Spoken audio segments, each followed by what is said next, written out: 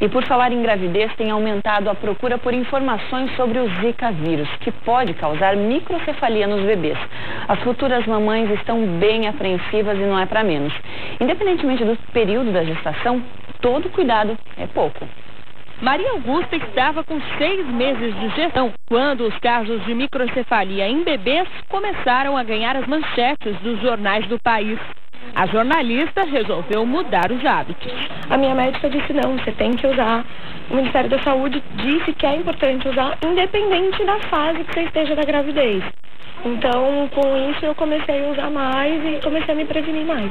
E não foi só ela. Só na maternidade Carmela Dutra, que faz até 400 partos por mês em Florianópolis, aumentou em 30% o número de informação sobre o Zika vírus, que pode provocar a microcefalia. Gilson, pai do Vicente, que acaba de nascer, diz que ele e a mulher foram orientados durante toda a gestação. O pessoal estava bem preparado e nos explicou o que era também e como se prevenir. A boa notícia é que as suspeitas não têm se confirmado. É que muitos pais estão se assustando com sintomas isolados da doença. O diretor explica que esses sintomas precisam estar associados. Conjuntiva do olho avermelhada, né? Na conjuntivite a gente tem o avermelhado com a secreção amarelada. No Zika vai ter só o vermelhidão no olho, né? Sem a secreção. Isso é importante para diferenciar até de um quadro de conjuntivite. Uma febre baixa, 37,5 até 38 graus, manchas pelo corpo, principalmente na região do tórax, e dores articulares. O diretor lembra o horário preferido para a picada do Aedes aegypti, de manhã das 6 às 8 horas e à noite das 7 às 9. O Dr. Ricardo também aconselha a mudança de comportamento e de planos.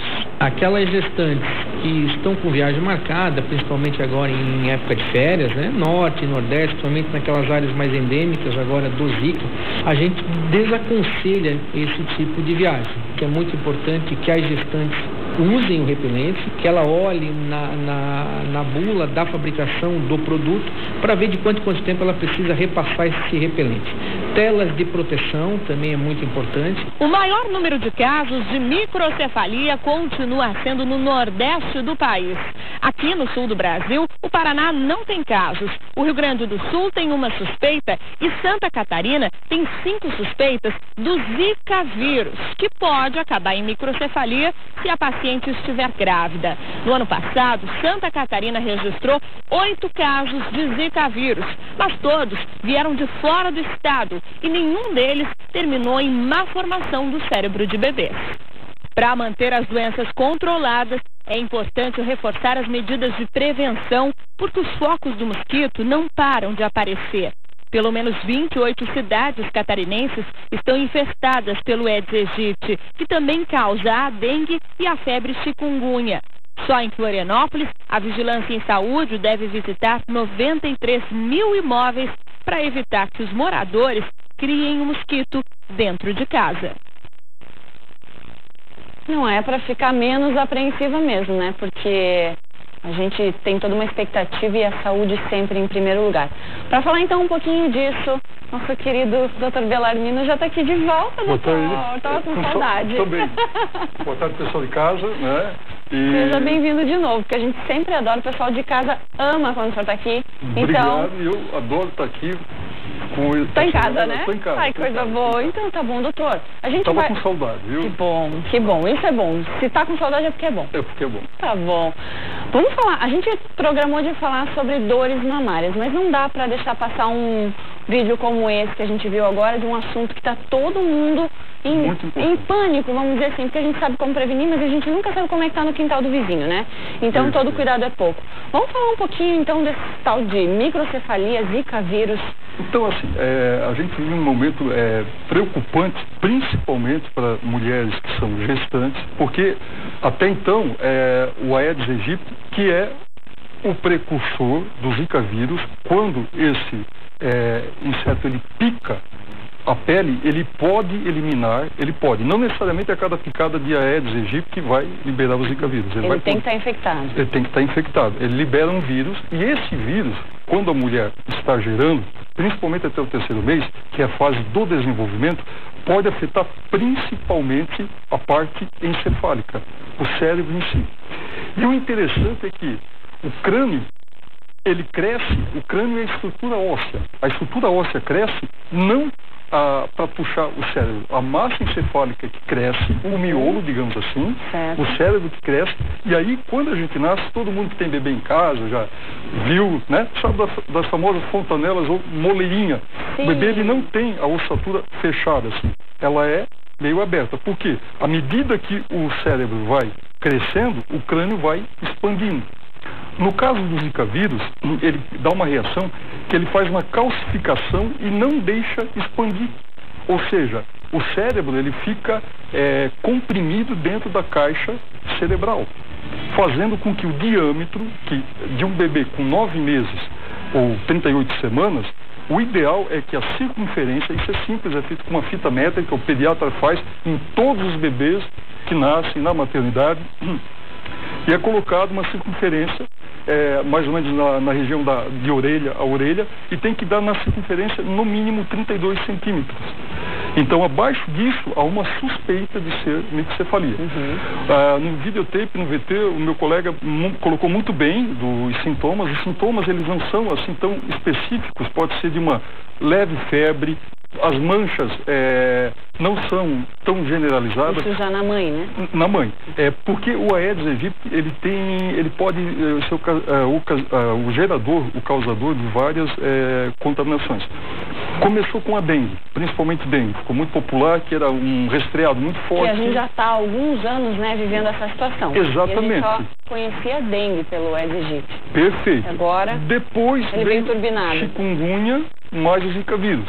E lembrando que também ele pode, o Aedes aegypti, transmitir a febre amarela. Então, vieram 4 doenças que já eram conhecidas, que tinham outros fatores também. Por exemplo, a microcefalia, ela não é específica do Zika vírus. Existem doenças genéticas que a criança pode vir com a cabeça com diâmetro menor do que o esperado, né? E o que nos preocupa é que a microcefalia, ela tem vários estágios. Tanto pode ser uma microcefalia pequena, como uma cefalia importante. O que seria importante? Quanto menos massa encefálica tem, mais prejudicado fica a conexão neuronal, menos neurônios, porque tem menos tecido cerebral. Certo. Então a criança ela fica num tamanho menor do que ele poderia ser, Exato. Então a coordenação motora, a falar, a palavra, a criança ela pode não se autogovernar.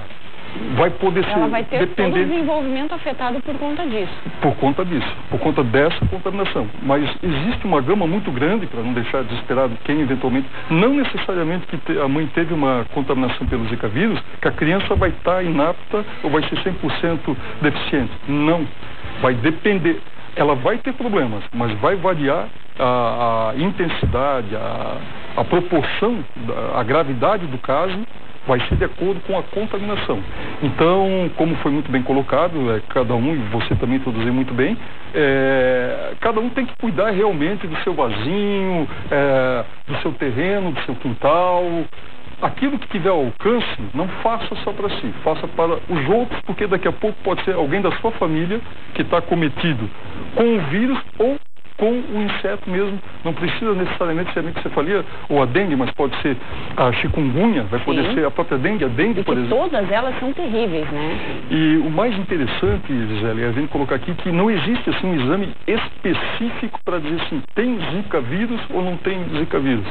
O exame ele é indireto, chama-se PCR, é um exame que ele pode dar alterado, mas assim, o conjunto de fatores, o diagnóstico do Zika é feito, da doença Zika vírus, é feito através dos sintomas, tais quais febre. Ou seja, só sintomas, depois eu não vou conseguir fazer exame nenhum para identificar. Não.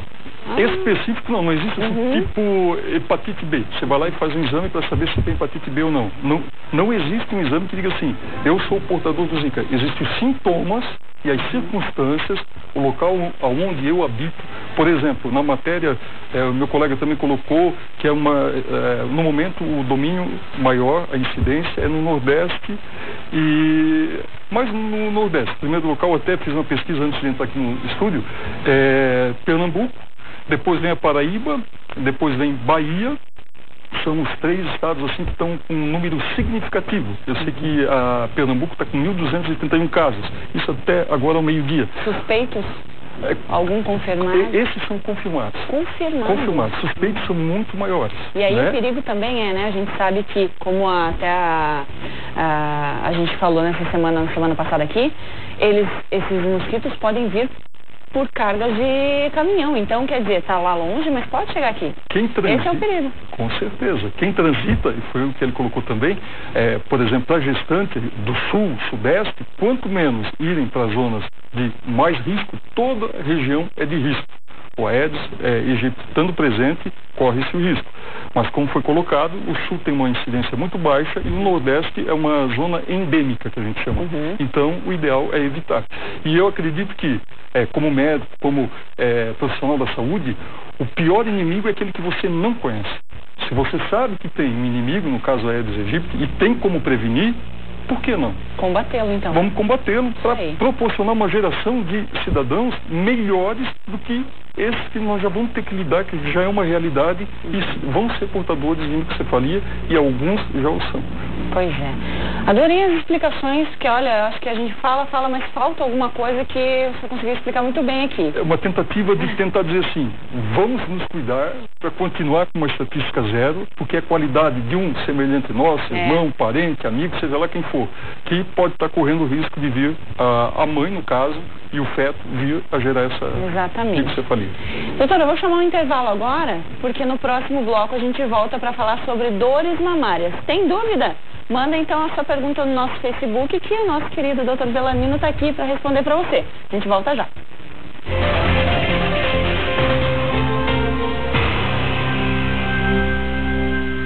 Já estamos de volta hoje com o Dr. Bellarmino José da Silva, tirando todas as nossas dúvidas. Já falamos sobre Zika vírus, microcefalia, que aliás, super interessante tudo que ele explicou pra gente aqui. Tem que ficar ligado, né, doutor? Porque muito importante essas dicas. Está por aí e é uma coisa que a gente tem como se prevenir, né? Isso aí. E agora a gente fala então de dores mamárias.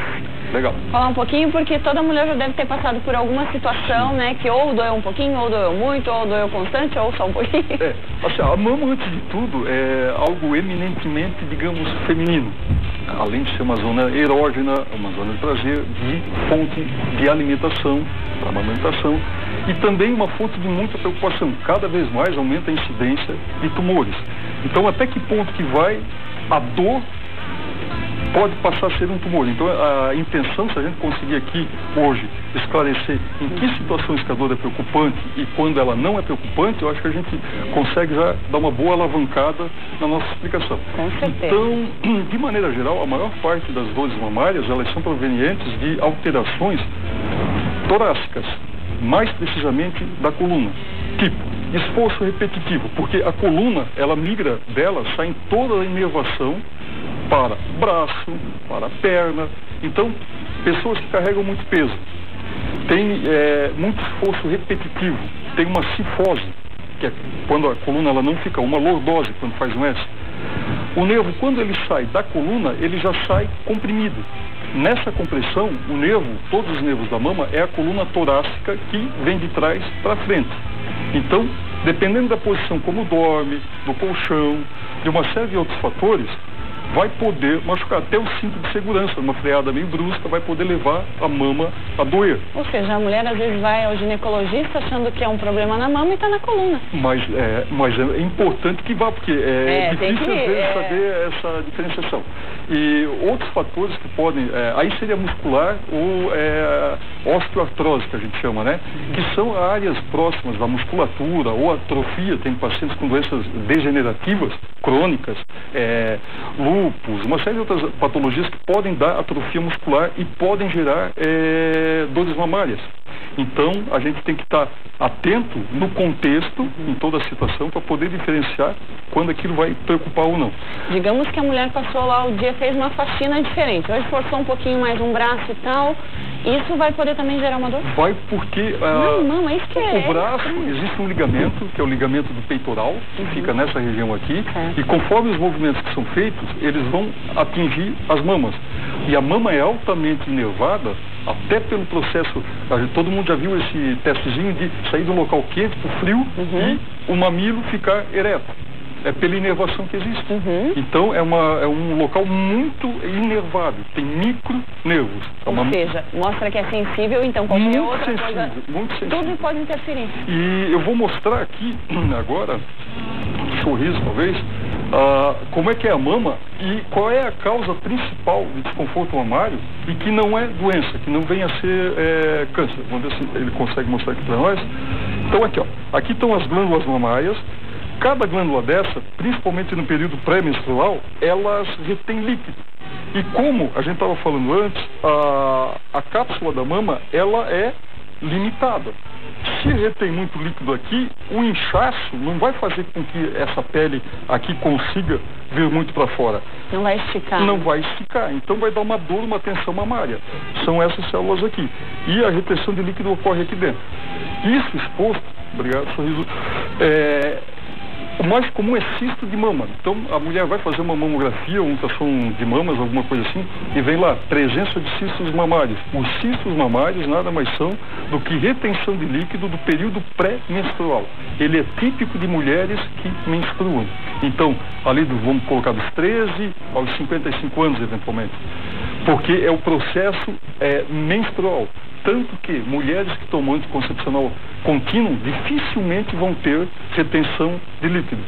As causas principais de retenção de líquido e que podem fazer aquelas glândulas estufarem a mais são a ingestão excessiva de sal. Sal retém muito líquido no corpo todo, inclusive na mama. Tomar o anticoncepcional errado, o anticoncepcional de alta dosagem. Os anticoncepcionais, quando são feitos, a gente calcula a altura, o peso, a idade. Adolescente não vai poder tomar um anticoncepcional da mulher de 35 anos. São diferentes, são dosagens diferentes. Então, se ela estiver tomando um anticoncepcional de uma mulher na vida adulta, sendo adolescente, ela vai ter muita dor mamária nas duas mamas, o excesso de hormônio.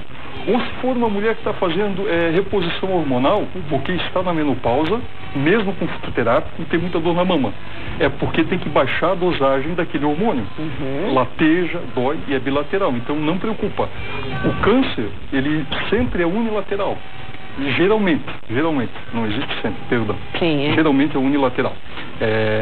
Então, quando dói as duas mamas, geralmente é alguma alteração orgânica. É algo que está ocorrendo de uma forma metabólica, não é uma doença em si. E aí, qual é o tratamento que a gente faz? Ingerir menos sal, pedir para tomar vitamina B12. A vitamina B12 ela é para a forma muscular e para esses nervinhos que a gente comentou, que fazem parte da constituição mamária, amenizam bastante. E foi desenvolvido atualmente algo chamado ácido gama-linolênico, que ele é a base de vitamina, é um extrato de vitamina E que blinda aquelas glândulas que eu mostrei há pouco para não entrar tanto líquido e facilitar a saída. Então a migração e a exportação do líquido fica mais fácil. A mulher convive melhor. Então a gente pede assim, tipo, uma semana antes dela menstruar, se ela só tem dor mamária, não tem nenhuma contraindicação para tomar o anticoncepcional, que ela tome esse produto que vai ajudar muito. Doutor, a gente tem 4 minutinhos ainda. Vamos ver as perguntinhas que o nosso público mandou pra gente, então? Vamos lá, né? Vamos lá. O pessoal manda mesmo. A Rafa Silva, boa tarde, fiz exames por conta de distúrbios na minha menstruação, ficava 6 meses sem menstruar e depois vinha por 8 meses.